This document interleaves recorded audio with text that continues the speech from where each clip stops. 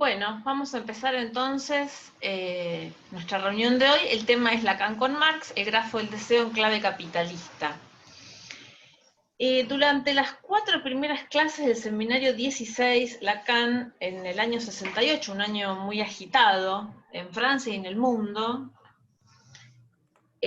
comienza hablando de una homología que va a establecer entre el gran invento de Marx, que para él fue la plusvalía, y el objeto A, que fue su gran invención.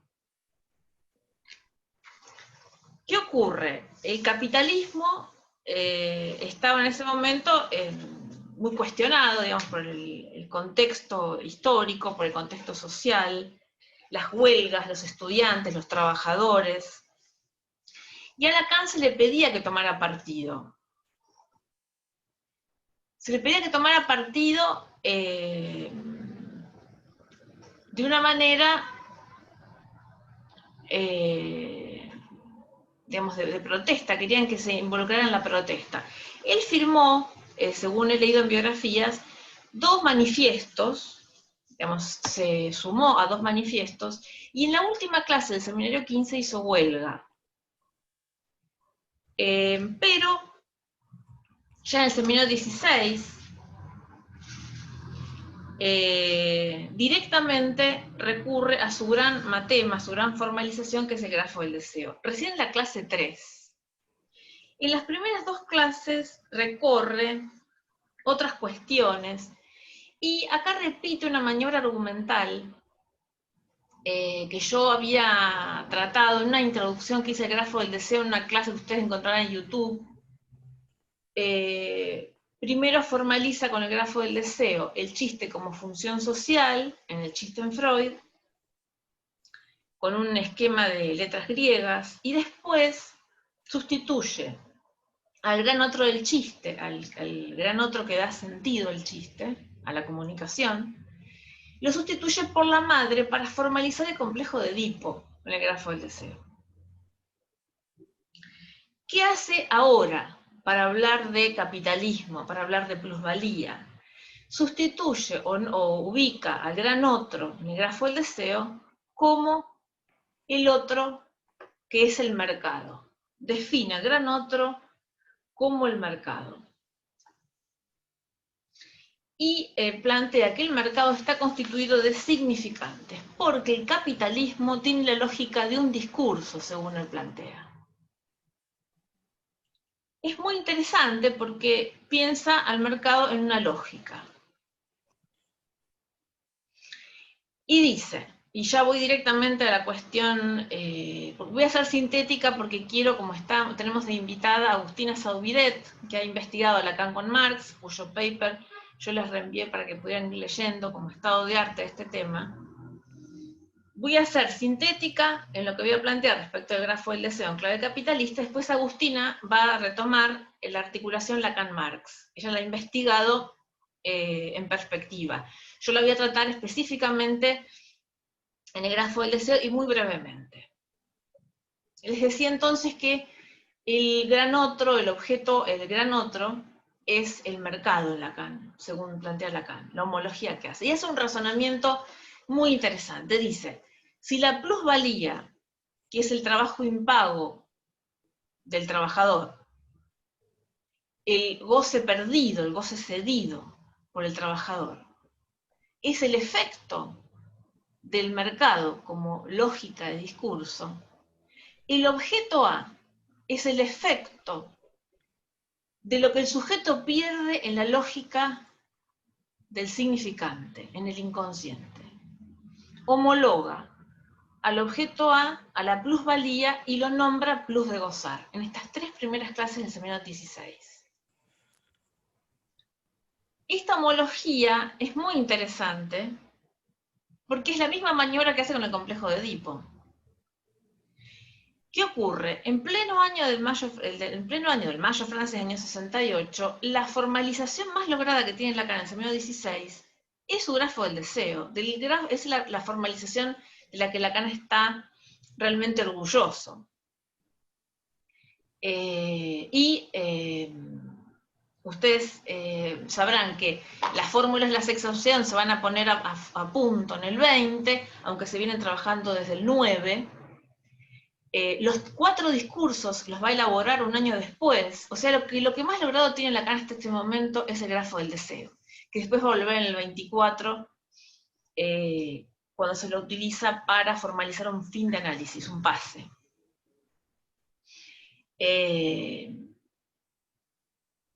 Entonces, ubica a la plusvalía como plus de gozar en la homología y dice, no es una analogía, es una homología, están hechos de la misma estofa, de una lógica de discurso. Y habla de la lógica matemática, y es un elogio de la lógica matemática. Yo tengo por acá este esquemita que, al que le he agregado el mercado en el gran otro, como la colección de significantes, S1, S2 y S3, y el plus de gozar como el objeto A del fantasma. Él va a tratar el grafo del deseo con cierta nostalgia, va a decir que es en el año 58, él lo forja durante el seminario 5, le lleva un año ponerlo a punto, por ahí un poco menos de un año, no así con sus otras formalizaciones. Y dice, en el 58 todavía el objeto A estaba en un momento prehistórico. De hecho, lo que había venido a cuento por el objeto metonímico de deseo, que era el A en este piso que estoy señalando con el mouse. Y el objeto A va a ir cambiando de valor a lo largo de la obra de Lacan, y ya en este momento, en el año 68, toma el valor de plus de goce. Deja de ser el objeto A imaginario, en el plano de la especularidad, y pasa a ser en el 16 el valor de la pérdida del sujeto a causa de su relación con el objeto A, perdón, con el gran otro, que es el A mayúscula. Entonces, si la plusvalía es efecto del discurso capitalista que tiene una lógica, y es una pérdida, porque es el trabajo no pago en el trabajador, para el trabajador, una pérdida de goce, en el sujeto también lo es. El objeto A es pérdida de goce por estar en la lógica del significante, por estar en relación con ese gran otro, que es la batería significante. ¿Qué ocurre con ese gran otro? Y hoy hablábamos con Agustina por WhatsApp, así medio a las corridas, de Lalande. Lalande, que Lacan inventa en el 71, 2 años después de esto aproximadamente, es un aluvión de significantes, es una colección de significantes. También lo es en el año 58, es un reservorio, y lo va a hacer en el seminario 9, cuando dice que es el dépotoir, ¿no? Es el basurero, el basural de significaciones, el representante de la representación.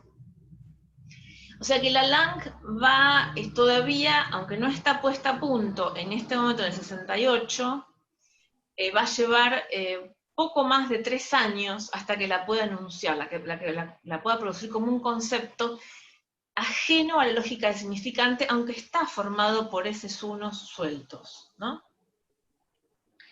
Lalande tiene muchas posibilidades como concepto para resolver unas cuantas cuestiones de psicoanálisis que quedan irresueltas previamente a su aparición. Otra cuestión que ocurre con este grafo del deseo, en estas 4 clases del seminario 16, es que Lacan va a volver al chiste al que refirió cuando creó el grafo del deseo. El chiste era el chiste familionario. Entonces, ¿se acuerdan? Que es un chiste que es el que Lacan usa para crear su grafo del deseo, y para ilustrar lo que es el gran otro del sentido. En el seminario 16 va a decir algo que es muy interesante y que está en la época, está en el año 68. Va a decir, del chiste familionario se ríen los empleados. Y ahí va a hablar la risa del capitalista. el chiste familionario es un chiste que lo es cuando el otro de la comunidad que se va a reír está en el colectivo de los asalariados, los empleados. Es muy interesante esta incursión de Lacan con Marx en este momento, en el 68, porque él estaba, no digo obligado, pero lo estaban presionando mucho para que tomara partido a nivel político por las circunstancias de época.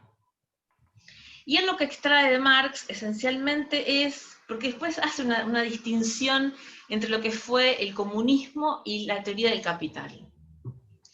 Y ese va a referir a la teoría del capital. Lo que hace es hacer del capital un discurso. Marx habla del lenguaje de las mercancías en el Capital. Yo aquí tengo, voy a salir, voy a volver al modo...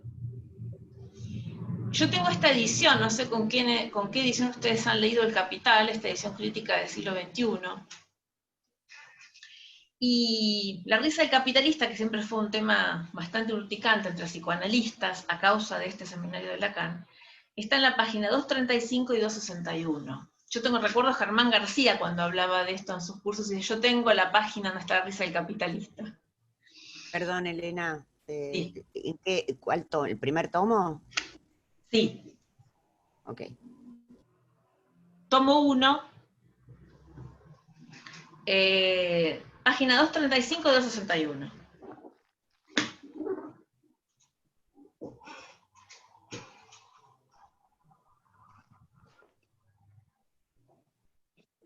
También va a hablar de Pascal. Pascal va a ser retomado por Lacan más adelante en el seminario 16.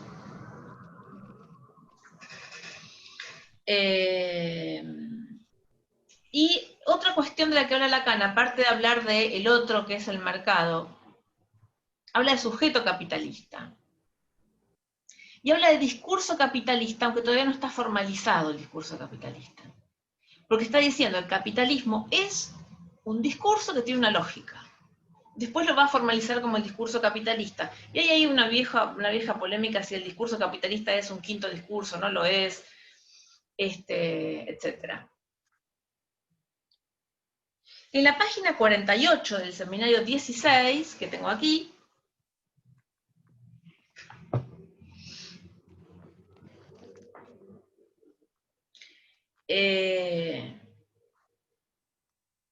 habla de chiste familionario, pero lo va a leer en versión capitalista. Es el grafo del deseo en versión capitalista y el chiste familionario en versión capitalista. Página 48.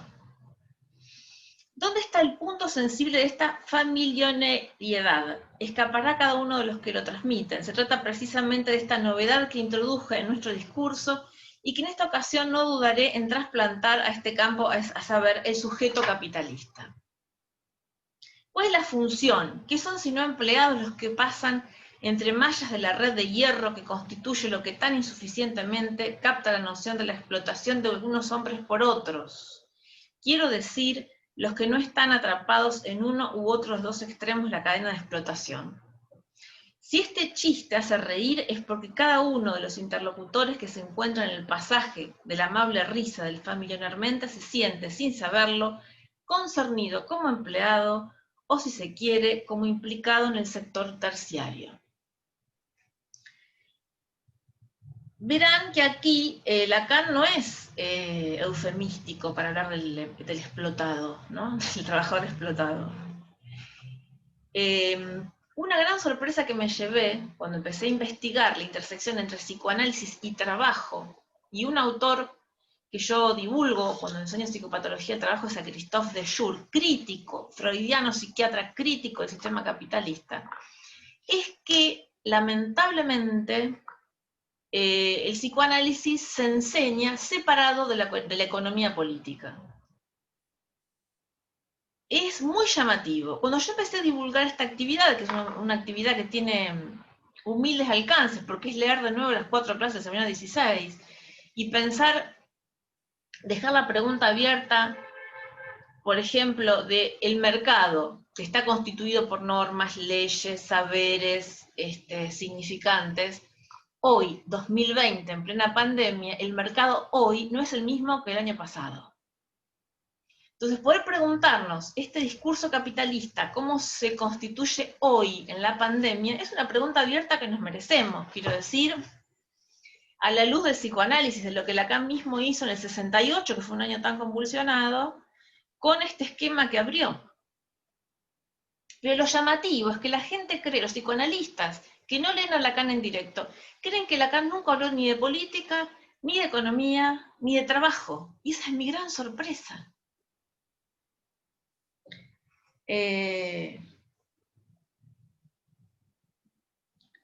Bien.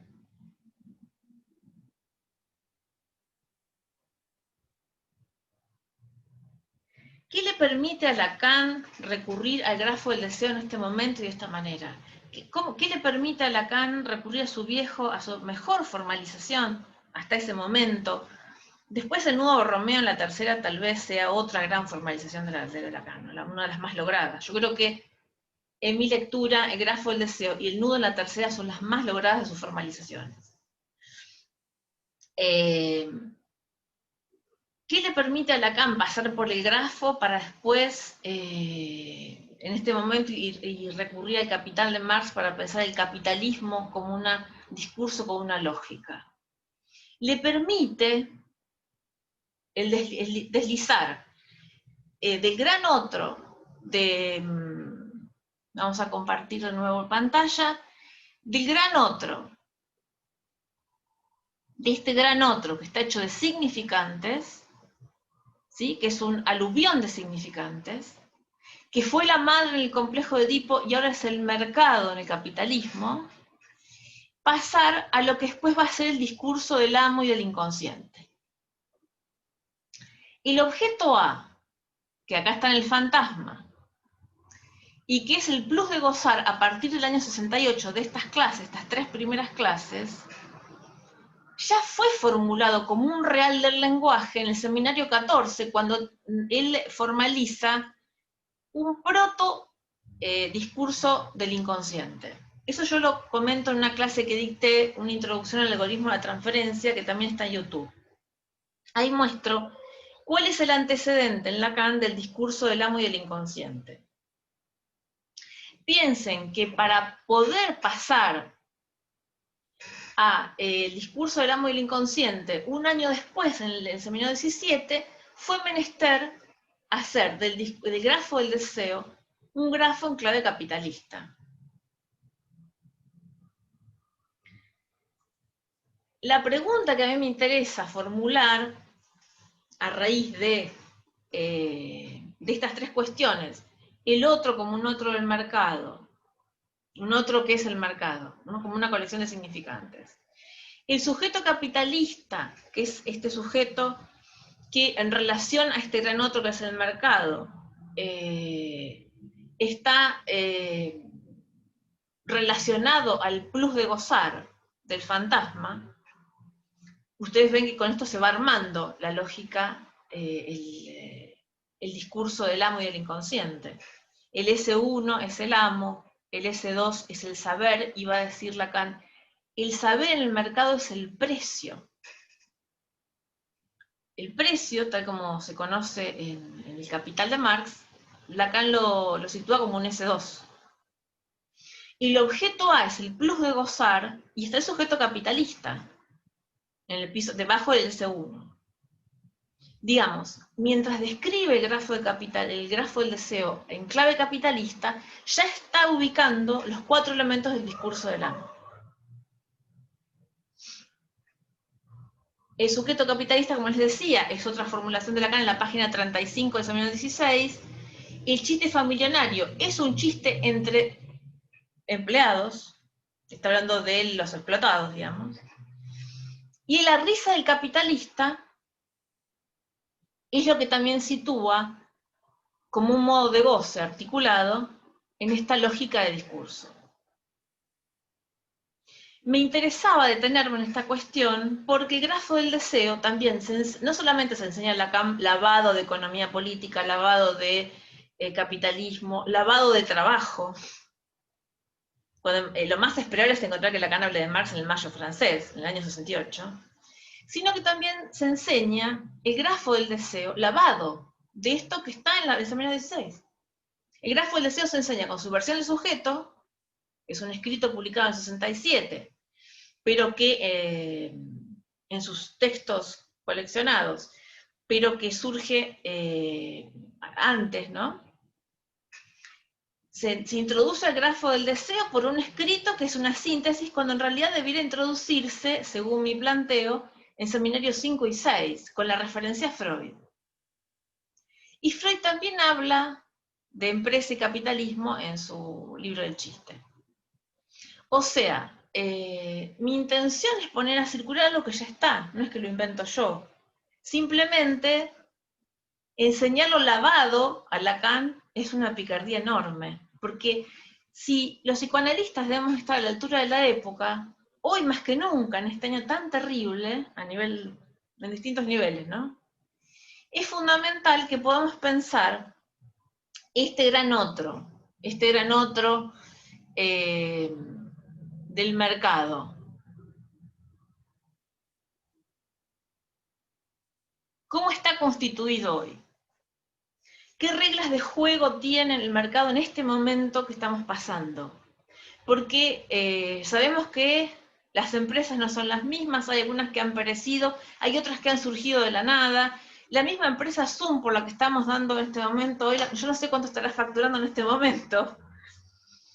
Hay segmentos del trabajo que están asediados por el burnout, para dar un nombre no psicoanalítico, pero de la psicopatología del trabajo, que son los médicos y enfermeras. Hay otros que están en el absoluto desempleo. Hay otros que siguen, o sea, el mercado se ha transformado ante la irrupción de la pandemia, que es global. Entonces, en el mercado en que hoy estamos, ese gran otro lleno de significantes, reglas, normas y reglas de juego, ¿cómo está constituido hoy? ¿Cuáles son esas renuncias de goce? Ese plus de gozar que Lacan articula como efecto del mercado. Pues si cambia el mercado, también han cambiado las renuncias de goce. ¿Cuáles son hoy? Por ahí no podemos ver hoy mismo, pero sí lo podremos ver un poco más adelante. El tema es que la pregunta quede abierta, porque somos psicoanalistas, practicamos el psicoanálisis, y si hay una dimensión ética que está a la altura de la época, al menos es importante que nos podamos preguntar, o volver a pensar. Ahí dice Lacan que en el 68 leía el grafo del deseo con Marx, y que podamos utilizar también ese dispositivo para poder pensar hoy la actualidad. Cuando yo divulgaba Lacan con Marx, no era un delirio, estaba en el seminario 16, pero la gente, había muchas risas en la publicidad que yo hice. Es llamativo. ¿Qué pensaban? ¿Que Lacan no lo había leído a Marx? Se sabe que lo leía desde temprano a Marx. Entonces hay mucha pacatería, no solamente para hablar de dinero y de sexo, como decía Freud, sino también para hablar de política y de economía política. Bien, esta introducción muy somera, muy esquemática, que acabo de hacer en tiempo récord, señalando algunos puntos, estas 4 cuestiones, el otro como el gran otro que es el mercado, el sujeto capitalista, página 35, el chiste familiar como un chiste entre empleados, y el capitalista que ríe, articulado a ese goce, y esa pérdida de goce del trabajador, digamos, porque el plus de gozar es una pérdida en el trabajador, la plusvalía es una pérdida en el trabajador que no cobra su trabajo lo suficiente, el plus de gozar es una pérdida del sujeto a causa del lenguaje, a causa del discurso. Estas cuestiones que son nucleares en lo que Lacan arma en sus 4 primeras clases del seminario 16 son lo que podemos articular en principio de Lacan con Marx en este año 68 tan convulsionado, que puede ser una guía de lectura para nuestra contemporaneidad. Y yo le invito ahora a Agustina Saubidet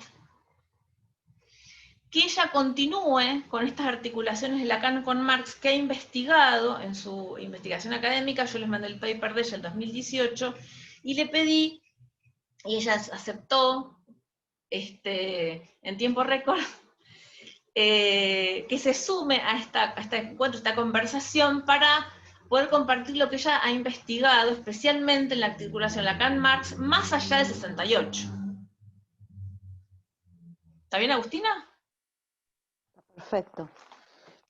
Bueno, Elena, primero agradecerte la invitación y la apuesta a esta articulación entre Marx y Lacan, porque somos pocos en el mundo, y te lo digo así, somos pocos en el mundo los que nos animamos a escribir esta articulación, lo cual no quiere decir que seamos pocos en el mundo los que nos interesan estas articulaciones.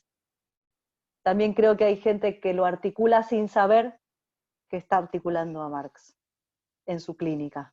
Entonces, me parece que visibilizar estas marcas nos ayuda a pensar que no es que la clínica está por fuera de la teoría, sino que es justamente el mismo campo clínico el que nos exige incorporar estos saberes para poder entender lo que se trata del goce, ¿no? Bueno, yo quisiera por ahí un poco, me presento, mi nombre es Agustina Saubidet, soy docente de la Universidad de Buenos Aires, en una materia que se llama Problemas Antropológicos en Psicología. Como psicoanalista me dedico específicamente a las consecuencias clínicas de mujeres adultas que fueron abusadas en su infancia por algún integrante de la familia, es decir, incesto. Mi hipótesis principal con esto es que incesto y capitalismo son sinónimos. Algo que podemos encontrar en Deleuze y en Guattari, algo que podemos encontrar en Lacan también. Lacan al final de su enseñanza va a decir, solo hay relación sexual, incestuosa o asesina, ¿no? Y vamos a ver cómo esto está pegado al capitalismo, ¿no? Bueno, cuando yo me dediqué al estudio del incesto, que también es un tema bastante resistido en la academia, también en el mundo, me encontré con que necesariamente tenía que dar una vuelta por la antropología, porque la referencia principal que toma Lacan en relación a esto es Lévi-Strauss. Lévi-Strauss no solo es filósofo, sino que básicamente es marxista y freudiano. Entonces son estas dos características de Lévi-Strauss que parecen muchas veces estar como olvidadas. Entonces la primera versión que le llega a Lacan es esta primera lección, es decir, le llegó por Lévi-Strauss. Entonces, las primeras referencias a Marx aparecen en los primeros seminarios, en el seminario 4, 5. 5 ya aparece el nombre de Marx, pero en el 4, donde claramente Lévi-Strauss es su interlocutor principal, va a hacer referencia a la teoría del valor de Marx, que es la diferencia entre el valor de uso y valor de cambio. Que está desarrollada en los manuscritos, está desarrollada en el Capital, obviamente, pero en Introducción a la Crítica de la Economía Política también, digo, en varios momentos habla de la misma teoría del valor. La teoría del valor indica que en principio un objeto tiene dos valores, un valor de uso que está ligado a la necesidad, pero una vez que entra en el mercado adquiere un valor de cambio, ¿no? Que ya no parte del objeto de una necesidad, la necesidad ahí está perdida, sino que tiene que ver con el mercado, con la distribución, ¿no? Con las leyes del consumo, ¿sí? Bueno, esta cuestión de la teoría del valor, ustedes van a ver que en la obra de Lacan está presente en varios momentos, remite a esta parte de la obra de Marx, Lacan, insistiendo sobre la cuestión de la mujer como objeto de intercambio, ¿no? ¿Por qué digo esto? Lévi-Strauss afirma que la ley de prohibición del incesto es universal porque está presente en todas las culturas, pero al mismo tiempo particular porque el contenido de la prohibición remite a cada cultura. Entonces nuestra cultura, tenemos que pensarlo así, está empapada de un discurso que es el discurso capitalista, ¿no? Entonces esto le da a las formas de intercambio y de establecer alianzas entre los hombres un carácter particular, que como bien decía Elena, tiene que ver con la obtención de ganancia a partir de la explotación del cuerpo del otro. Eso es la plusvalía, la obtención de una ganancia a partir de la explotación del cuerpo del otro, ¿no? Entonces cuando uno dice que el otro puede ser tomado como objeto de goce, por ejemplo un niño en un caso de incesto por un padre puede ser tomado como objeto de goce, ¿no? Ahí no hay sujeto, ahí es un cuerpo tomado como objeto, ¿no? Esta idea de las mujeres como objeto de intercambio viene de Levi-Strauss, pero también Lacan la articula a Marx en dos momentos de su obra. ¿Estoy llegando muy rápido? ¿No? Está bien, está buenísimo. Bueno, yo cualquier cosa, si hay algún término que no se entienda, me dicen no entiendo nada, porque por ahí yo doy por entendido cosas y no está el vocabulario específico, así que por explicarlo ya se desentraba todo. Bueno, entonces lo que le estaba diciendo es que aparecen dos momentos de la obra de Lacan esta idea de las mujeres como objeto de intercambio y de goce, ¿sí? La ley de prohibición del incesto en relación a las estructuras elementales de parentesco de Levi-Strauss y el psicoanálisis.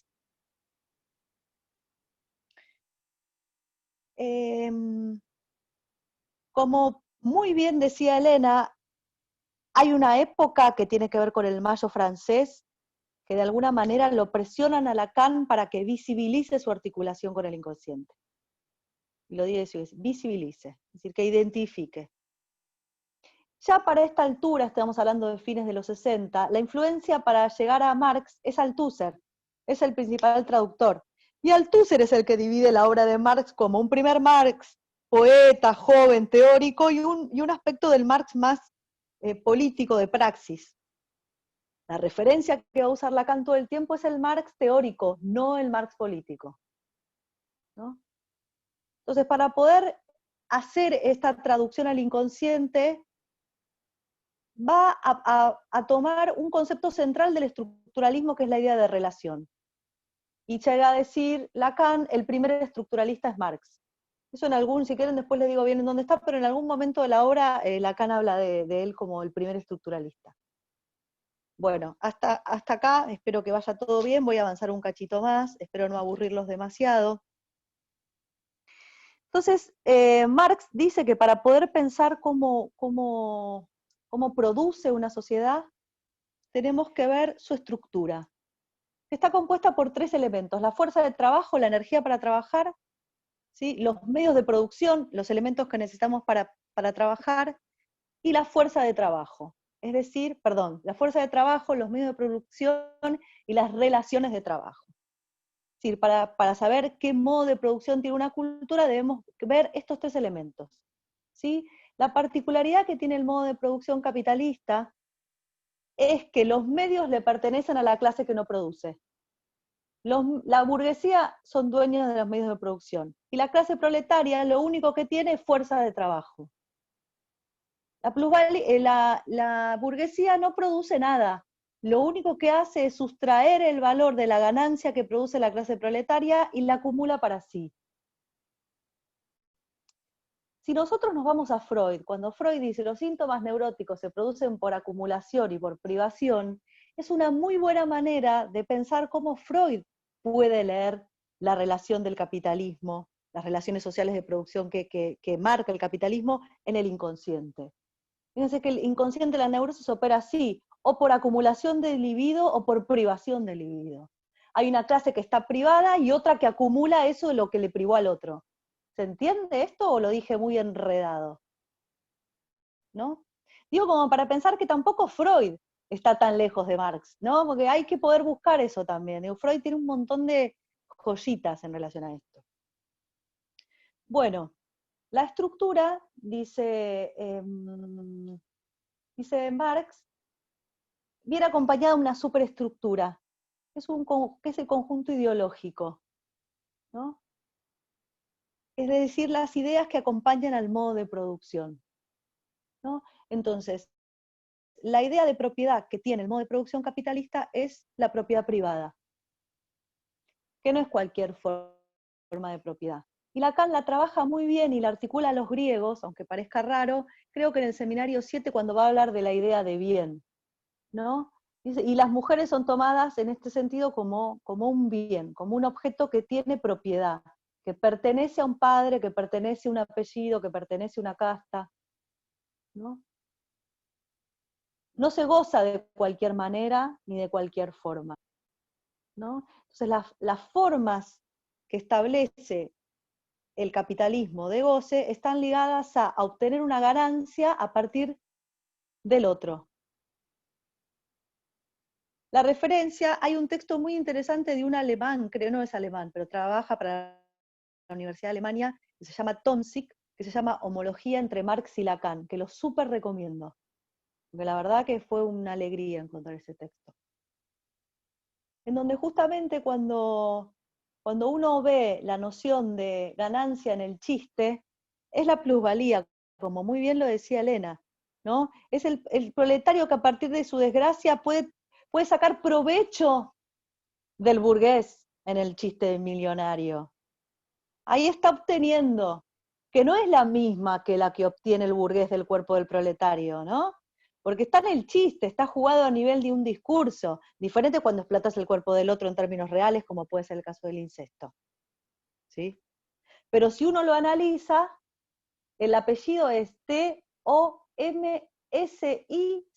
Tomzig, todo junto. Si ustedes se fijan, creo que en el paper que, a ver si está, no, en el paper no está, bueno, después se los paso bien. No lo puse en este, lo puse en otro.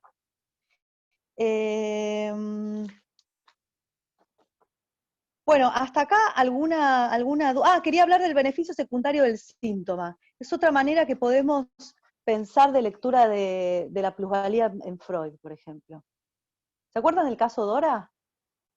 Que es ahí donde plantea el beneficio secundario del síntoma, ¿no? Como parte de los ataques ella obtenía una ganancia de más, ¿no? La primera vez que Lacan puede ubicar algo del plusvalor está en el seminario 14, antes del acto, en esta clase que yo les digo que lo articula. Ahí dice, de ahí proviene el valor de goce. La mujer en la relación sexual adquiere valor de goce, dice. Esto va a ser el antecedente de lo que en el 16 ya está como plusvalía, plus de gozar, digamos. Pero empieza acá atrás. ¿Por qué? Porque la mujer, los hombres toman de la mujer la ganancia, por un lado de reproducir la especie, pero también de su capacidad de trabajo. Aspecto que tampoco hay que olvidar, sugiero leer una feminista marxista actual que se llama Federici, Silvia Federici, que ella intentó investigar desde hace cuánto que la mujer es objeto de usufructo, y se tuvo que ir hasta la quema de brujas. Las mujeres brujas que fueron quemadas eran mujeres ligadas a la ciencia, al saber de los cuerpos, al saber del amor. Este saber fue sustraído, ¿no?, del cuerpo de estas mujeres fueron quemadas y este saber acumulado para lo que después se va a llamar ciencia. Entonces, no es sin esta explotación. La acumulación originaria, digamos, con la que empieza el capital, Marx la ubica con la explotación de las colonias. Esto también es importante decirlo. Si no hubiera habido un descubrimiento de América, no hubiera podido haber un capitalismo.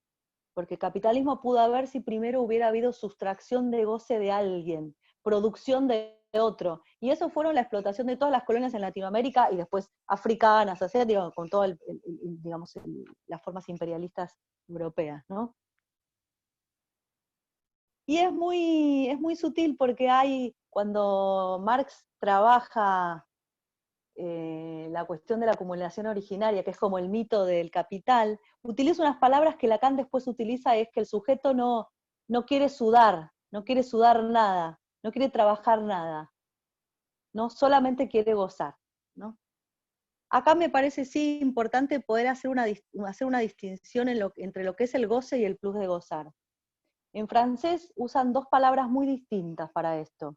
El goce, lo que nosotros llamamos el goce tradicional nuestro, por decirlo de alguna manera, ellos lo llaman jouissance, que se escribe J-O-U-I-S-S-A-N-C-E,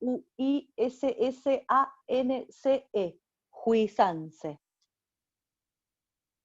Y plus de gozar se llama plus de jouir, jouir, ¿no? Perdón, Elena, que vos hablás francés, lo estoy pronunciando mal, pero para que quede bien claro cómo se escribe, ¿no? Ahora, cuando uno habla con palabras tan distintas, ya no te mezclas tanto lo que es goce con plus de gozar. Vamos a ubicarlo entonces. La jouissance, en el 74, Lacan va a decir, es el ronroneo del gato.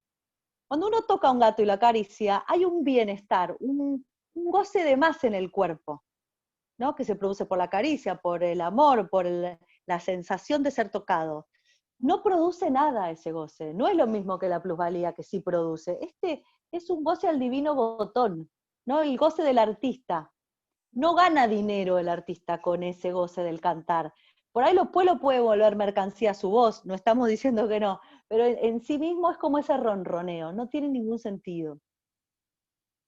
El discurso opera sobre esa jouissance, lo amuerde ese goce del cuerpo sin sentido y lo hace trabajar en pos del sistema. Entonces, restamos jouissance y ganamos en plus de jouir. Restamos en deseo y ganamos, que en realidad estamos perdiendo, sosteniendo al sistema. ¿Se entiende?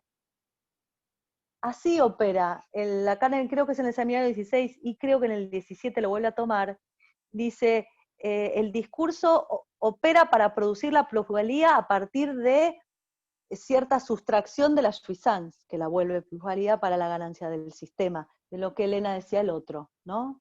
Digo, volviendo al grafo, ¿no? ¿Se entendió esto de la diferencia entre jouissance y plus de jouir? Cuando un paciente va al consultorio, es raro que se cuestione sobre el maltrato, por ejemplo, a la mujer. Perdón, pero es lo que estoy investigando con incesto, que es lo que escucho, ¿no? Por eso estoy como medio metida en esa temática.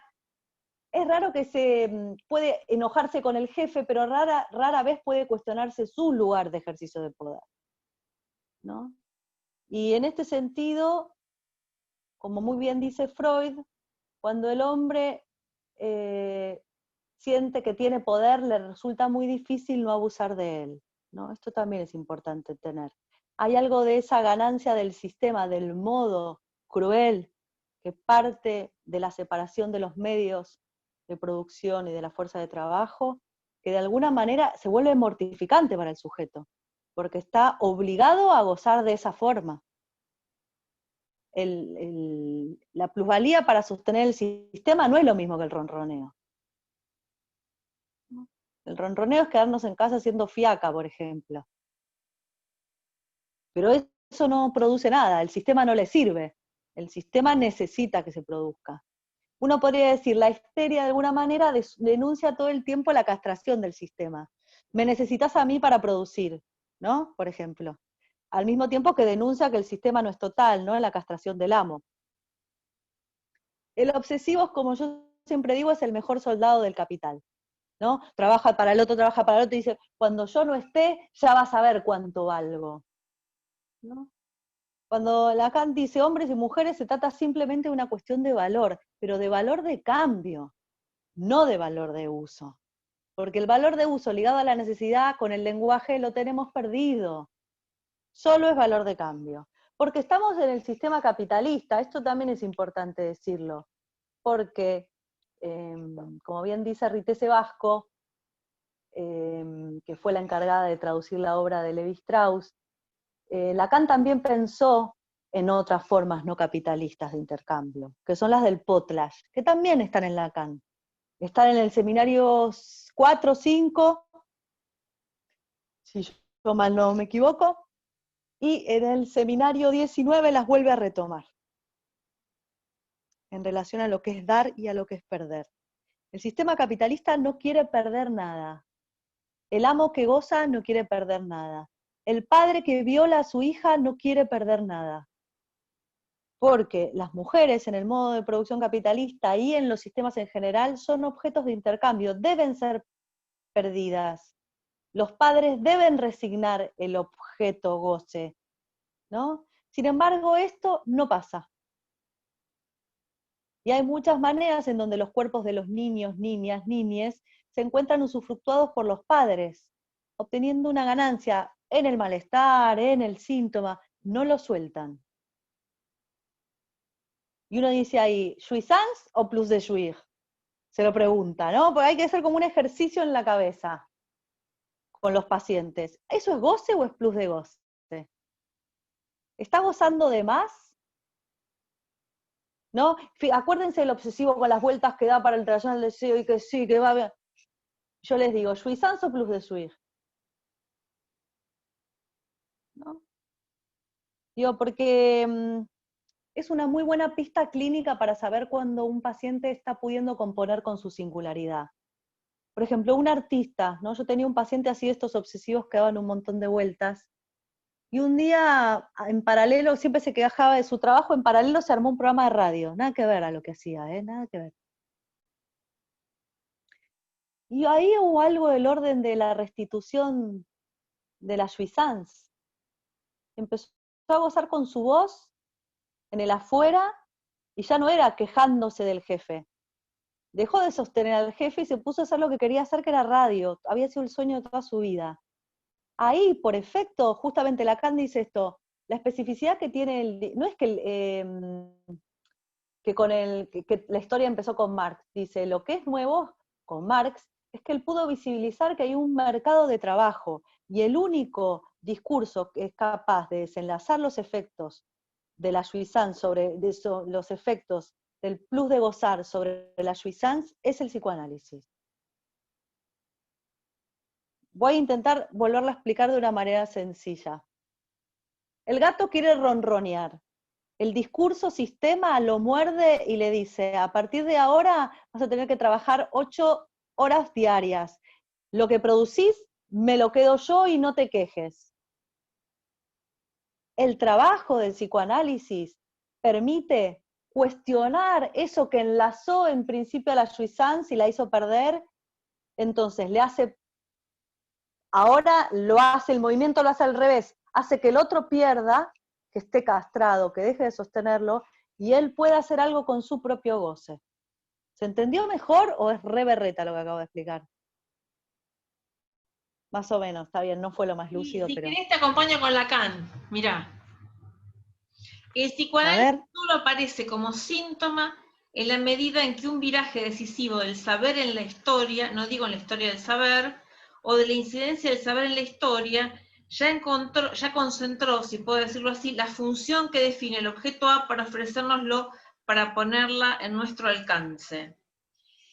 En esta página 42 del 16, habla del psicoanálisis como síntoma, que ya, viste que fue un tema tan muy discutido también. Hay un gran psicoanalista que yo admiro mucho que se revela contra esto del psicoanálisis síntoma.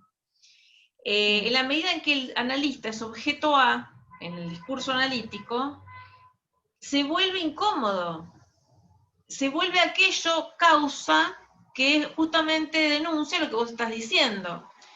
¿Dónde está el plus de gozar? Que es funcional al capitalismo para traerle ganancia al capitalista, y que es lo que la renuncia, la pérdida del trabajador. Claro. Ahora, es muy interesante porque esto está negado para la comunidad psicoanalítica, la relación de psicoanálisis y trabajo. Cuando yo me puse a divulgar psicoanálisis y trabajo, hay una conferencia de Lacan del año 74 que habla de, digamos, del padecer, la angustia de la época. Dice, la angustia de la época es la angustia del obrero. Habla de obrero, en el 74. Y la gente dice, no, si acá no tiene nada que ver con la vida del trabajador.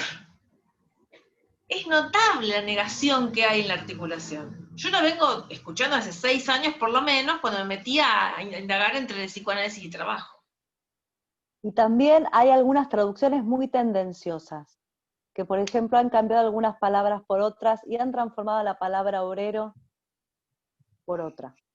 En la Argentina la palabra obrero tiene toda la carga peronista, sabemos, ¿no? Claro. Por eso cuando vos vas a las obras en francés te encontrás con cosas distintas, que a mí siempre me asombraron, ¿no? Cómo en la interpretación de toda traducción se juega algo del discurso propio de quien traduce. Las instituciones con esto, sí. Las instituciones psicoanalíticas en la política de época, ¿no? En la trama política de la época, del mercado. La institución psicoanalítica en el mercado, ¿no? Cómo funciona, a qué no es y a qué es funcional, digamos, del capitalismo. Sí, por el otro lado aparece también algo que a mí siempre me llamó mucho la atención. Las pocas veces que las escuelas hablan del capitalismo, no hablan de Marx. Hablan del capitalismo, dicen la palabra gadget, como si eso ya dijera todo, y nada más. O sea, nunca pensaron en el modo que es un modo de producción, que es el trabajo, digo, las categorías marxistas que fueron tomadas por Lacan, ¿no? Porque todo lo que estoy diciendo está en Lacan, no es que estoy inventando y sacando de más.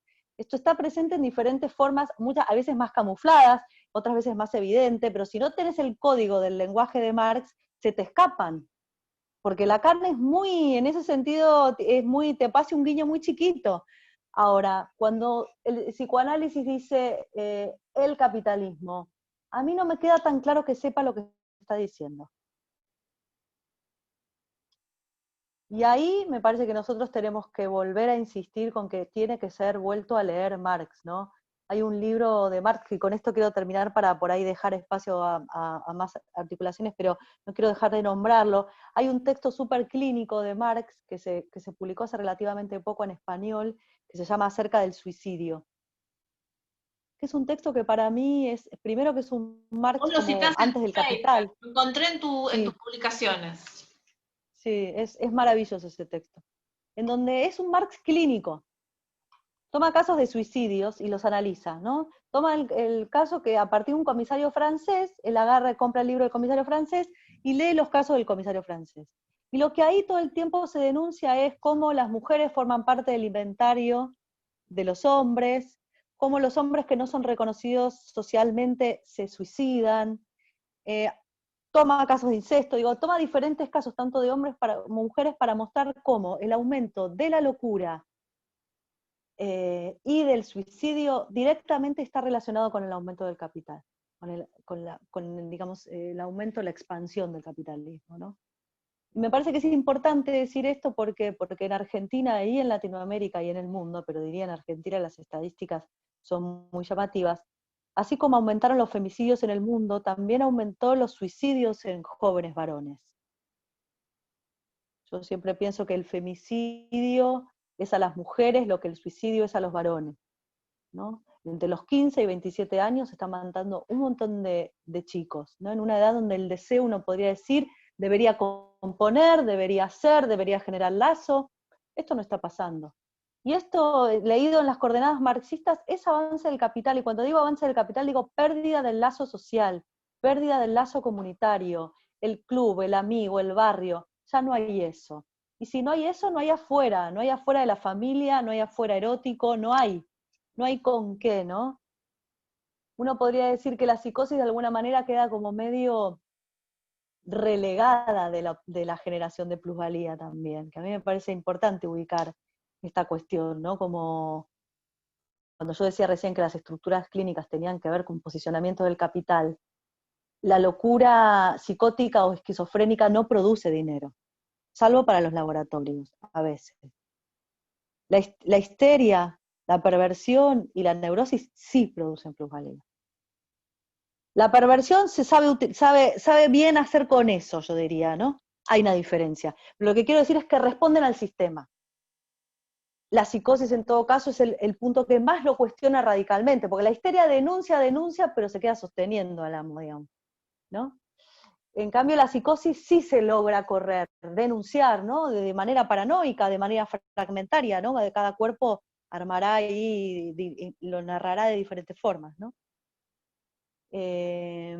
Así que bueno, este libro acerca del suicidio se los recomiendo porque permite visibilizar también algo que nos muestra cómo el capital transforma el deseo en pura tristeza, ¿no? Pérdida de potencia en términos de Spinoza. Bueno, más o menos creo que dije así como medio rápido, pero pasé por varios temas. Tenemos un lindo inventario para debatir ahora, ¿o no? Bueno, Ahora viene la peor parte. O la mejor. no nos amilanamos. Bueno, los escuchamos. ¿Quién quiere hacer una pregunta? ¿Quién quiere debatir, agregar? Ante la pregunta de cuál es el mercado de nosotros hoy, en el 2020, con toda esta constelación que hemos presentado, variables que hemos ido manejando. ¿Puedo, Elena? Sí. Bueno, no respecto de esto que acabas de decir, sino que escuchando la sala a ambas, bueno, por supuesto que me encantó escucharlas, abren un montón de cuestiones. Y yo pensaba respecto de esto de la jouissance y el plus de jouir, y respecto del trabajo, y respecto de todo esto que ustedes dijeron, la pregunta se me abría respecto del trabajo del análisis, ¿no? Y entonces me decía, bueno, todos los analizantes se supone que son trabajadores. Entonces, me encantaría, por un lado, entenderlo, a ver, con esto que decía Agustina del plus de jouir y de la jouissance, del goce y del plus de goce, respecto del trabajo en el análisis, ¿no? Y entonces una respuesta posible que se me ocurría era articular los dos discursos, el discurso del amo y el discurso del analista, ¿no? Para quizás intentar una respuesta a esto que se me ocurría. Y después me encantaría, no sé si se puede ahora, pero sí para empezar a pensar, articular las dos cosas que ustedes presentaron. O sea, por ejemplo, el valor de uso y el valor de cambio, ¿se podría entrar en el grafo? Son todas cosas que estoy asociando medio libremente con lo que escuché, ¿no es cierto? Pero por ahí lo podemos pensar, no sé. Por ahora, hasta ahí. ¿Puedo decir algo? Pensando en lo que decía Agustina, me acordé de algo del trabajo de hospital, ¿no? Y pensaba, yo en algún momento, cuando recién comencé jovencita, decía, no es lo mismo un psicótico con guita que un psicótico sin guita, ¿no? Entonces pensaba, ¿no? Porque el sistema no lo puede atender, porque o no hay psiquiatras o no hay la medicación adecuada. Entonces siempre decía eso, que era terrible, pero pasaba eso, ¿no? Pensando un poco con esto que ella dice del sistema, no sé si se refería a algo de esto, en relación a la psicosis y a la neurosis.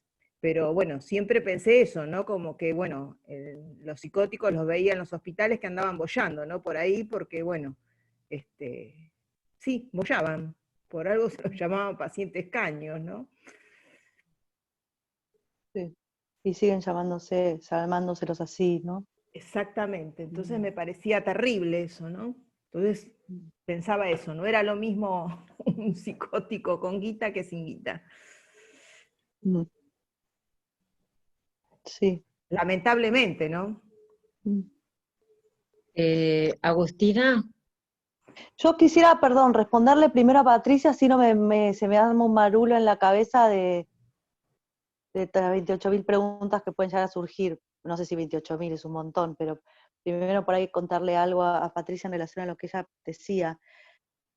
Seguramente, Elena, te tenés que acordar mejor. ¿Vos te acordás en qué seminario, creo que es en el 16, Lacan dice, el sistema capitalista te manda a gozar y el psicoanalista debe servirse de esa máxima, pero para operarla en relación al inconsciente del paciente, ¿no? Ahí está. Es decir, no trabajar para el otro, sino hacerlo trabajar para que desenrosque todos los efectos del discurso. Si uno piensa el plus de gozar en el fantasma, el atravesamiento del fantasma tiene efecto sobre el gozo, sobre el plus de gozar.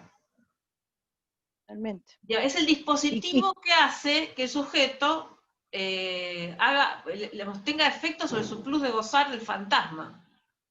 Digamos, el plus de gozar es pérdida, es el agujero que se originó en el otro, que está articulado al sujeto. Esa es la fórmula del fantasma. El síntoma, dice Lacan en el 16, es el modo, lo que hace el sujeto con ese plus de gozar. Entonces, al tratar el síntoma, en fin, el análisis, se trata el síntoma, se atraviesa el fantasma. El síntoma, como tratamiento del plus de gozar del fantasma, es lo que se trata en análisis. Se lo estetiza, se lo reduce, el sujeto no se libera porque sigue iterando, pero tiene mayor margen de decisión. Entonces, y pasar también de un goce particular a un goce singular, ¿no? Que me parece esto re importante también. Una cosa es repetir el sistema, el modo del sistema, y otra cosa es lograr hacer otra cosa con eso, Claro, singularmente, ¿no? exactamente. Que no sea cualquier objeto ya, que haya un objeto que pueda tocar algo de la singularidad. Yo lo pensaba en relación al concepto de enajenación, que también viene de Marx, otro de los conceptos que provienen de ahí, en donde en la enajenación se objetaliza el sujeto y se subjetiviza el objeto. Entonces yo pensaba, como había algo del trabajo de análisis que restituía algo del sujeto, algo del valor del sujeto al sujeto, y algo de valor al objeto, ¿no? En esto que vos decías. Ajá, gracias. Después hay en el 16, en Lacan, la referencia a los precios como el S2. En las primeras 4 clases de lo que preguntabas vos, Patricia, sobre el grafo del deseo, y el tema del precio, el valor de uso y el valor de cambio, habla del Ajá. mercado universitario, y también se tira de nuevo contra Piaget. Pobre Piaget había publicado un texto sobre estructuralismo, y arranca tirándole, sin nombrarlo, dice, acaba de hacer una publicación que es una basura, que habla de estructuralismo. ¿De quién es? De Piaget. Bueno, nuevamente le da a Piaget con toda su ira, y habla del mercado universitario, del mercado del saber, ¿no? Ajá. La mercantilización del saber y de la circulación de los precios. Que el precio es el saber, es el S2. Eso también está. Lo que pasa es que, ¿qué ocurre? En el grafo del deseo no está tan. No está, yo no lo ubiqué en el grafo del deseo, como hice con el mercado y con el plus de gozar, porque está más claro en lo que vendrá después, que son los discursos, como S2. En el grafo del deseo tenés el síntoma, la significación que viene del otro. Entonces se confunde precio con síntoma y ahí no es tan preciso, ahí se mezcla. Yo preferiría dejar el precio como S2 para indicarlo en el discurso del amo. Tal como Lacan lo enuncia en su 16, no queda distinguido, porque piensen que el significado que viene del otro en Lacan es el síntoma. Y también le llama al sentido, le llama precio al saber y al sentido. Eso se va a despejar, porque el grafo del deseo no está pensado para pensar el capitalismo.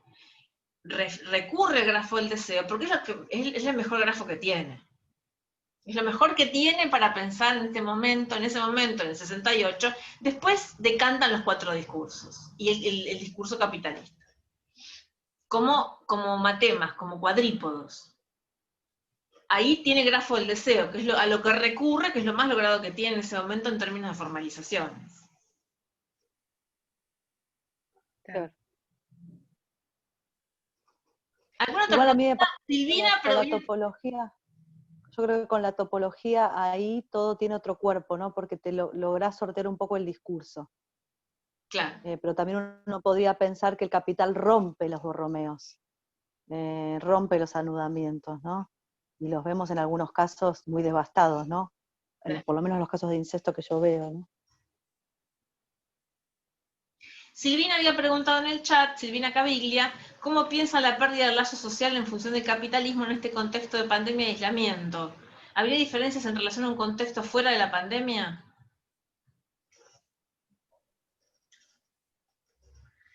Yo creo que la pandemia ha sido, o sea, a ver, estaba prevista por los expertos en coronavirus, se sabía que iba a pasar el coronavirus a los humanos. Hay una conferencia en YouTube de hace 5 años de un experto.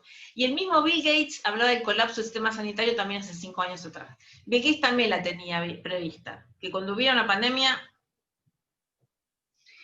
bueno, tiene la perspectiva que tiene Bill Gates, ¿no? El ángulo de visión que tiene. Pero yo sería cauta en cuanto a, yo dejaría abierta la pregunta de en qué mercado estamos ahora. Porque a mí no me queda claro, no me queda definitivamente claro cómo están las reglas del juego ahora. Yo no soy economista, pero sí he escuchado que el panorama financiero-económico del mundo cambió. Porque hay rubros económicos que han caído por completo durante meses. Las compañías de transportes, las compañías de aviación, el petróleo, hay un montón de actividad económica que era central en el capitalismo, que está como entre paréntesis. más el desempleo que sabemos que existe, pero sí también, como decía hace un rato, hay otros rubros que florecieron. Entonces hay que ver cómo se distribuye esto, cómo se reorganiza, porque la plusvalía no ha desaparecido.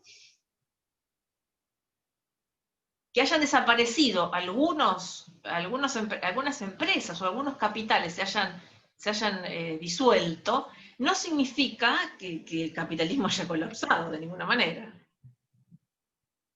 La plusvalía tampoco.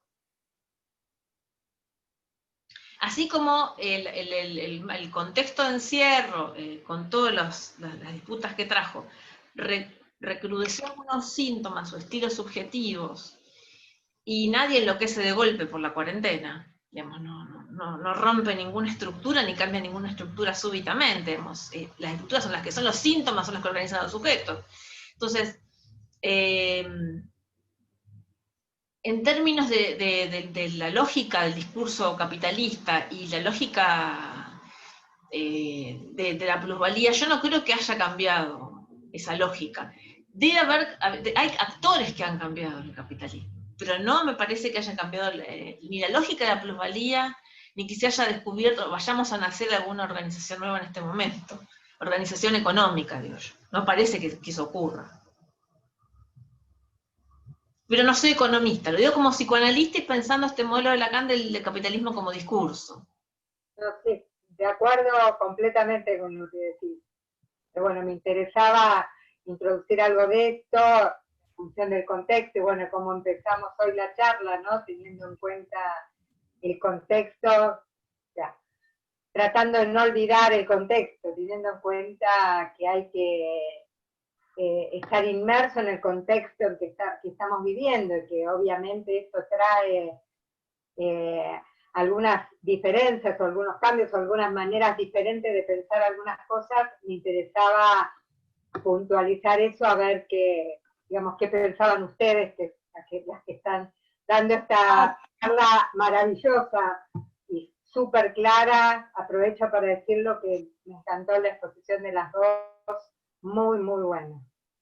Digamos, Bueno, gracias.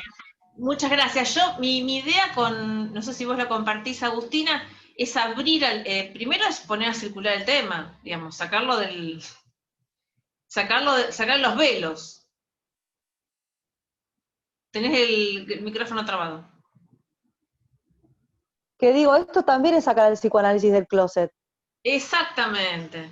O a Marx, no sé quién estaba adentro, pero hay que abrir la puerta esa y que salgan a jugar, ya pueden salir. Dos chicas audaces. Bueno. Me encantó. Bueno, yo la verdad que la idea, aparte yo soy más investigadora que otra cosa, digamos. A mí no me gusta andar tirando verdades absolutas, para nada, al contrario. La idea es poner a pensar esto en nuestra época ahora. ¿Saben cuándo se me ocurrió a mí este tema, poner a andar este tema, sacar este flyer? Adivinen qué día fue. El día que lo publiqué, que fue el día del banderazo, ¿se acuerdan? El lunes del banderazo. Sabía que lo había. Yo lo tenía pendiente cuando di la introducción al grafo del deseo. Yo dije, sí, hay una relectura del grafo del deseo en clave capitalista, y lo dejé ahí en la introducción. Y el día del banderazo, yo veía la situación. Yo veía la situación delirante, ¿no? Bueno, hay grieta, hay oposición, hay oficialismo. Yo dije, ¿y esto con qué se puede pensar como psicoanalista? ¿Con qué puedo pensar todo esto? ¿En qué mercado estamos? ¿Qué está pasando? Y bueno, ahí apareció lo que me había quedado pendiente, el grafo del deseo en clave capitalista. Me parece que no es un tema que hay que tratar con mojigatería. ¿Está bien? ¿Lo dije bien? Sí. Mojigato. De una manera mojigata. No hay que tratarlo con hipocresía. No es un tema ¿Puedo hacer un ni sexo, ni dinero, ni política. No hay que ser hipócrita, ni con ninguna de las tres cosas. Puedo decir dos rengloncitos. Sí. Primero, adhiero a lo que decía Silvina, que la verdad que todo el pensamiento marxiano está, siempre es como un tema tabú, ¿viste? hablar de Carlitos Marx es como, pucha, ¿de qué estás hablando? Aún hoy, siglo XXI. Entonces tiene toda una cosa muy interesante que puedas en un rato tirar alguna punta.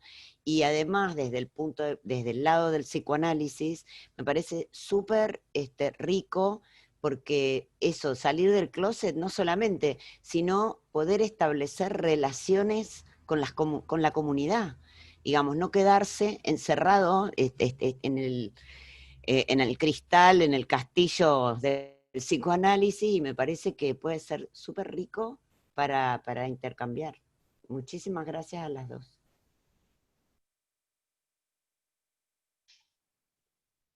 Muchas gracias, Ana. ¿Algún otro? Voy al chat. ¿Alguien, usuario? ¿Usuario? ¿Quién es? ¿Cómo se llama usuario? ¿El nombre de usuario cuál es?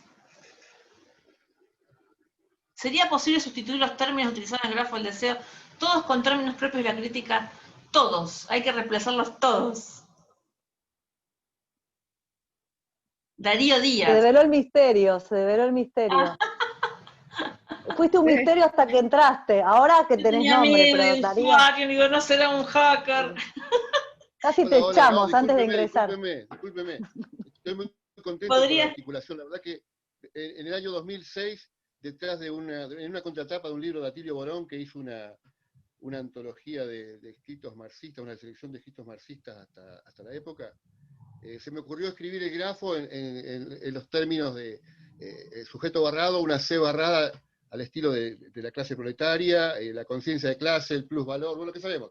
De casualidad invoqué que el gran otro como mercado, acá lo tengo, algún día por ahí se los paso, pero también se me había ocurrido escribirlo en términos lingüísticos o literarios. Me imagino que hay gente que lo habrá hecho, por supuesto, pero ahora me resulta una alegría inconmensurable, por decirlo de algún modo, que se esté trabajando en esa línea, ¿no? La articulación Marx, Lacan, pero así, exactamente, así como más o menos uno intuitivamente, pero acá está muchísimo mejor ordenado, por supuesto.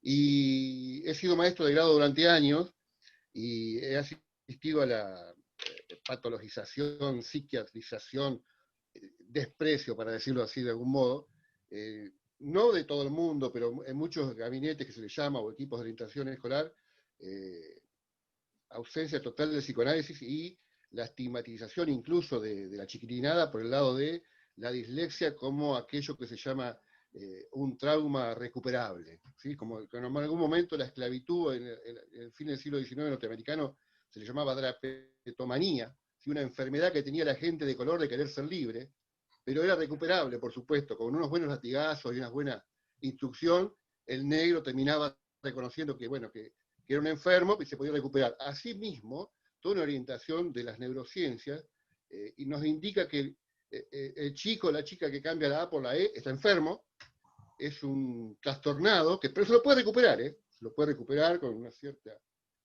terapia conductista, conductual, psicológica, no sé cómo, menos psicoanálisis, cualquier cosa.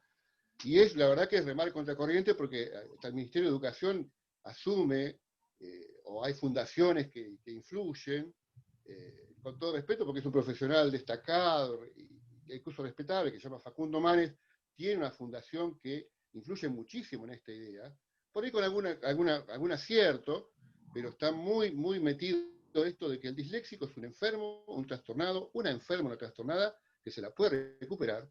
Y yo por ahí lo exagero porque lo he padecido como maestro de grado, ¿no?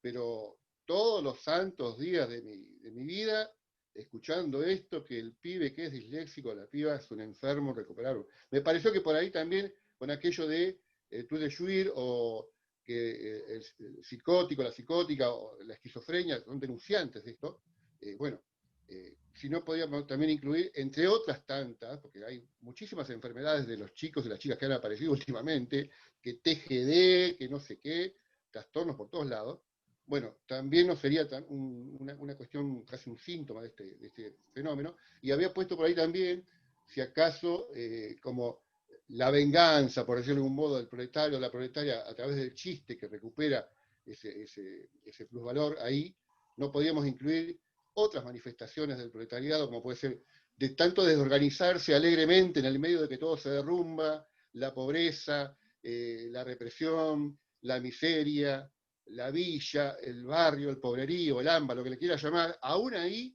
hay una voluntad que no sabemos de dónde sacamos, que es, bueno, hacemos un merendero, un comedor, cantamos, hacemos fiestas, hacemos místicas, no sé qué, a pesar de todo este derrumbe, si junto con el chiste no podríamos colocar incluso algo así como podríamos llamar la alegría, en general, o el optimismo de la voluntad, como decía Gramsci, no sé cómo llamarle, u otras tantas, por eso les pregunto o a Sauvidet, o a vos, Rizzo, no sé, a quien les parezca, si han trabajado esto del grafo con otras sustituciones, tanto de la crítica de la economía política, o incluso de la literatura, la lingüística, y además del chiste, que otro fenómeno, y algo también sobre la dislexia. No sé si no da, más me estoy hablando yo que lo que debieran hablar ustedes, pero son mis dudas, o lo que me han disparado, y a partir de la alegría que me da esta confluencia fuerte, ya no Kant, sino más Lacan, que yo la he visto, me permito hacer la he visto en el MST brasileño, que podríamos llamar casi un leninismo lacanismo, no sé cómo,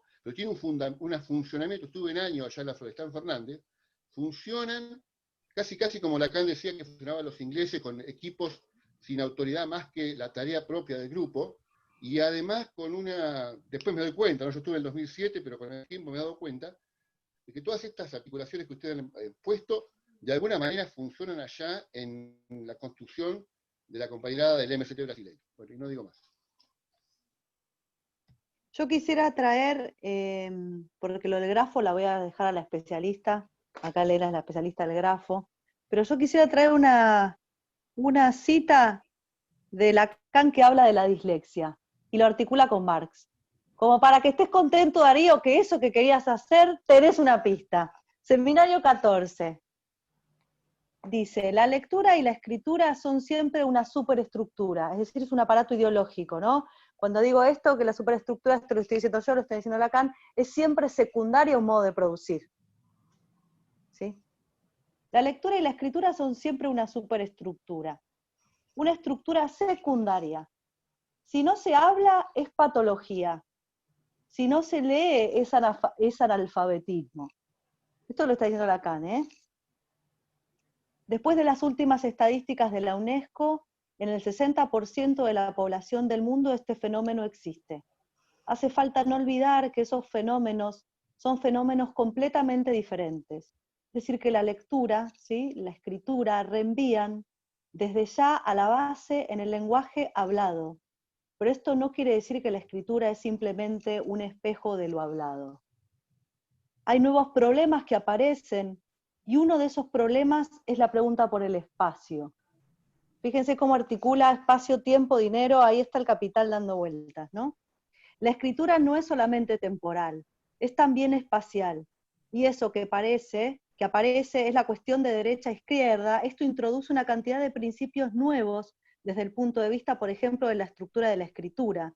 Lo que es más interesante es el análisis de diferentes formas de dislexias y agrafías que muestran los mecanismos y las desviaciones individuales y personales, y las desviaciones mentales, esas desviaciones están en relación. Un cachito más y termino.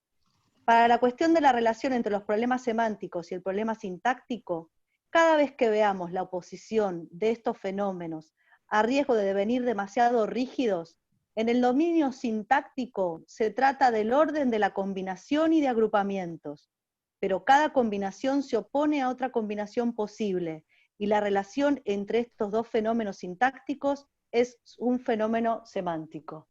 Cuando yo veo los casos de incesto, yo veo particularidades de escritura en sustitución de letras y palabras, sin embargo el sentido se transmite aunque esté mal escrito.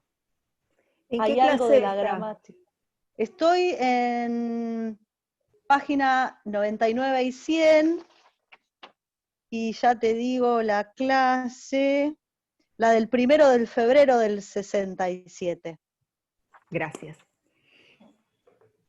Es larga, la leí un poco mal porque la puntuación siempre en estos seminarios es difícil, pero me parece que es re interesante porque muchas veces los pacientes, algunas veces comentan sus temas con la escritura, ¿no? Entonces me parece que ahí uno puede encontrar también cierto tema con la inscripción de la gramática capitalista, cierto rechazo a la gramática capitalista que impone cierto orden de combinación de cosas, por ejemplo, ¿no? Como para retomar algo de lo que vos decías. Y lo del grafo del deseo ya dije que se lo dejo a Lera, que es la experta. Bueno, en cuanto al grafo del deseo y que traducir todos los elementos del grafo a conceptos de Marx, sería muy ambicioso porque el grafo del deseo no está pensado en principio como una formalización del capital.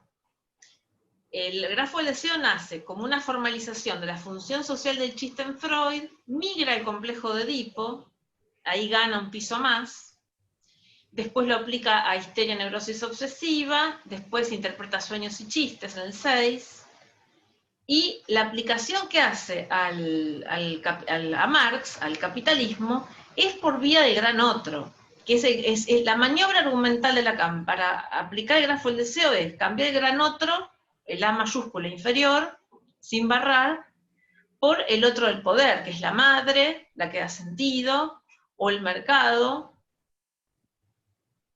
Ahora, yo pensaba, mientras ustedes estaban hablando recién, ¿cómo hace una empresa para que un trabajador deje ese obsesivo que dice, ya voy a faltar y se van a dar cuenta que no laburo más? Ya me van a extrañar, mira lo que produzco, ¿no? Por vía de la identificación.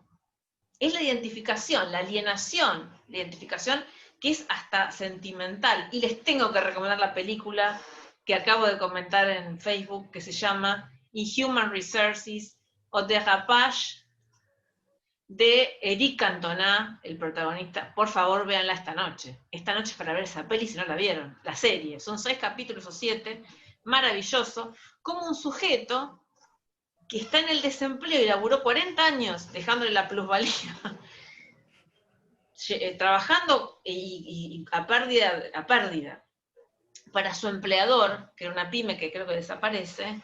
Después, no se las voy a spoilear, obviamente, toma otra posición al final, cambia de posición respecto del capitalista. Van a ver lo que pasa con ese.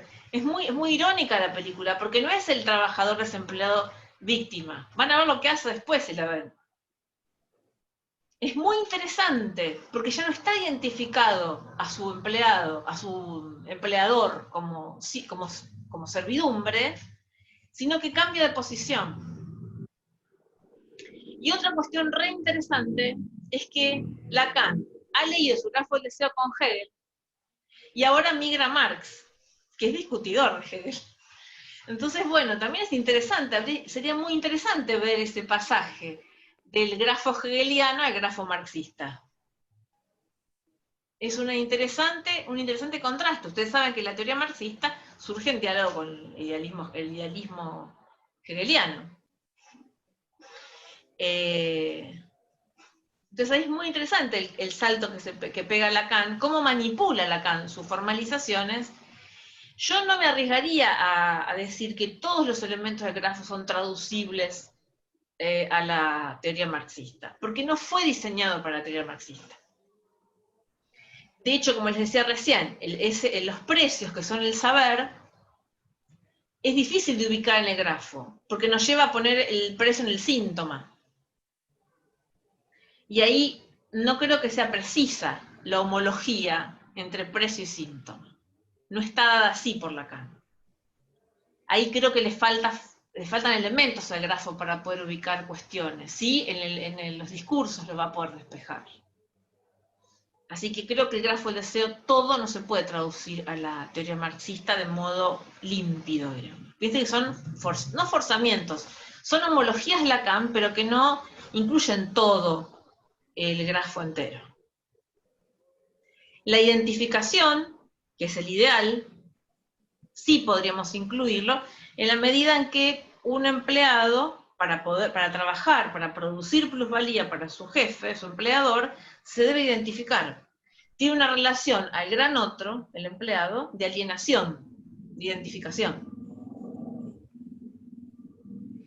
Y ahí está la dialéctica del amo y el esclavo, pero ahí nos vamos a Hegel, ahí nos fuimos de Marx.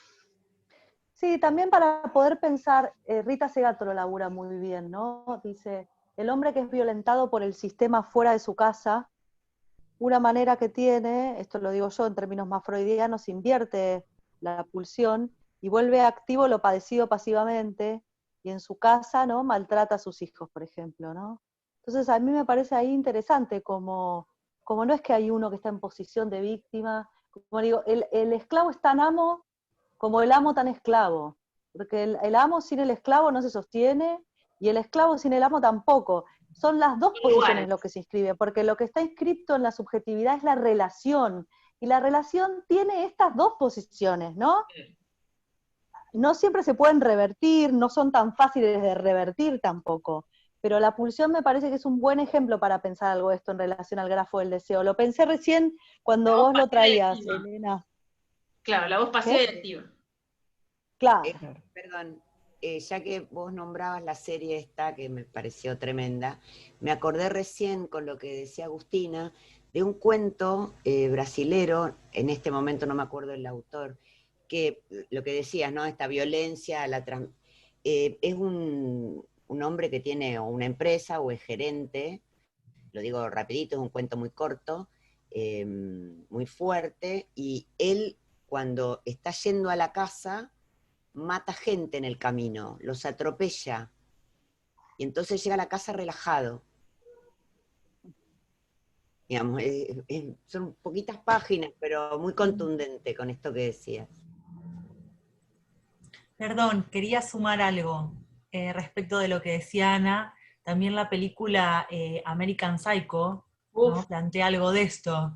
Es este personaje que está inmerso todo el tiempo en este sistema bien capitalista y necesita hacer algo con toda esa tensión de mantener una imagen, de mantener un nivel sociocultural y económico elevado, ¿no? Y lo que hace justamente es esto, parecido al cuento que nombra Ana, tener que hacer algo con toda esa agresividad que recibe y toda esa exigencia que recibe, la pone al servicio de matar gente.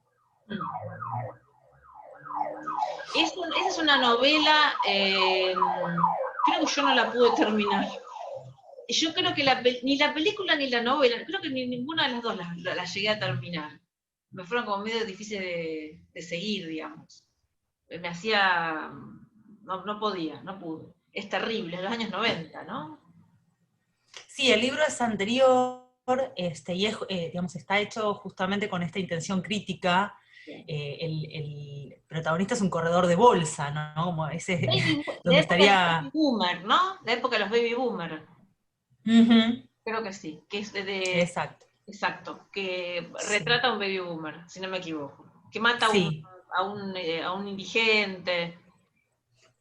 Mujeres, de hecho, después, primero empieza matando a un indigente y un hombre en la calle, pero después empieza matando, digamos, termina matando mujeres, varias mujeres. Entonces también es esta crítica, ¿no? Este hombre que representa el sistema capitalista y que justamente al marginado que vive en la calle, la mujer, ¿no?, como objeto que nombraba Agustina, ya no tanto de intercambio, sino como un objeto de desecho, incluso. Entonces es interesante porque digamos, la idea del director es hacer una crítica a esto, digamos, a este sistema capitalista y cómo convierte al ser humano en una persona que queda atrapada y que tal vez la única opción que pareciera tener, si no existiera tal vez el psicoanálisis, ¿no?, es terminar matándose con el resto. Muy, muy buena referencia, María Celina. Gracias. Gracias. Bueno.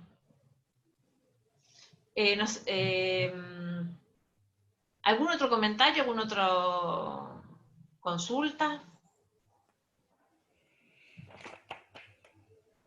Acá están preguntando la diferencia entre sí, pero no leí las anteriores. Hay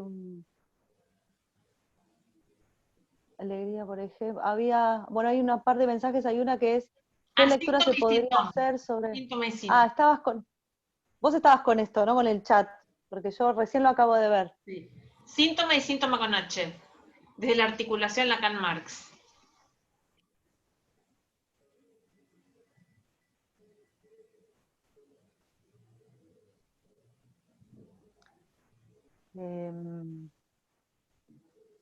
Dice cualquier cosa. A mí me parece primero que hay que poder hacer la distinción entre síntoma y santón. Claro. Santón. Tenemos que irnos a Basta la los nudos. sonoridad. Claro. Hay que irse a... Esto va a ser estirado hasta transformarse en otra cosa. Me parece que eso amerita un encuentro aparte para poder hacer esa Vamos a programar una traducción, segunda. ¿no? El 16, claro, el 22, tengo que respirar un par de seminarios en el medio. ¿No? Como la fórmula de los 4 discursos, la fórmula de sexuación. Lacan con Marx en los nudos, ¿te parece? Claro, esa segunda parte de la serie. Miedo no tenemos, ¿verdad? Lo que no hay se inventa, ¿no? Como siempre se dice. Queda mi hipótesis. Sí. Si les parece, hacemos una segunda con fecha a definir. Para pensar Lacan con Marx en los nudos. ¡Qué lindo! ¿No? Sí, hermoso. 70 y pico.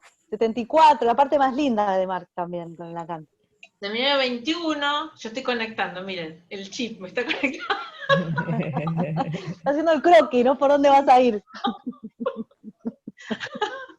Ti. No me va a faltar Irigaray, porque Irigaray ya ahí me derrapó Irigaray. Porque Irigaray se mete con la cuestión del capitalismo también. Podemos hacer un capítulo. Está lindo, ¿no, Agustina? ¿Qué te parece? Sí, a pleno. Sí. Del padre del nombre a los nombres del padre. Sí, tal cual. Hay un montón de versiones del nombre del padre que están completamente olvidadas, ¿no? Por eso. El que Pats la bourgeoisie dice, ¿no? El que hace tambalear a la burguesía.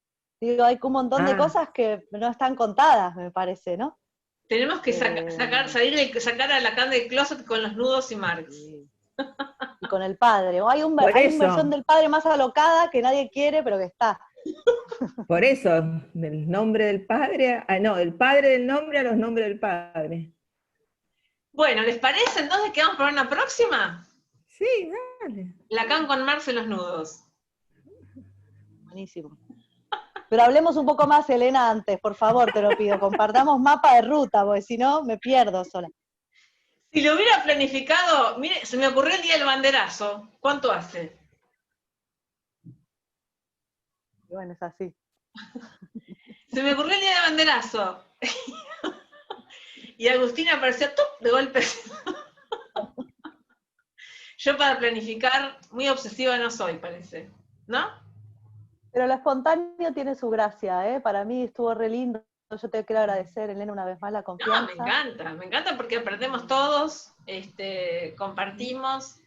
Y a los que nos gusta investigar, es como una actividad permanente. Lo informal, lo formal, yo sigo investigando. Es así. Se me siguen armando hipótesis, sigo buscando, sigo escribiendo. Y es lindo compartir, sobre todo cuando es un tema tan específico, ¿no?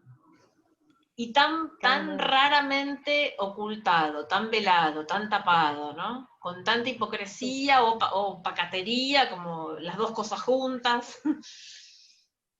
Así que bueno, vamos con ¿Qué plusvalía habrá en las escuelas?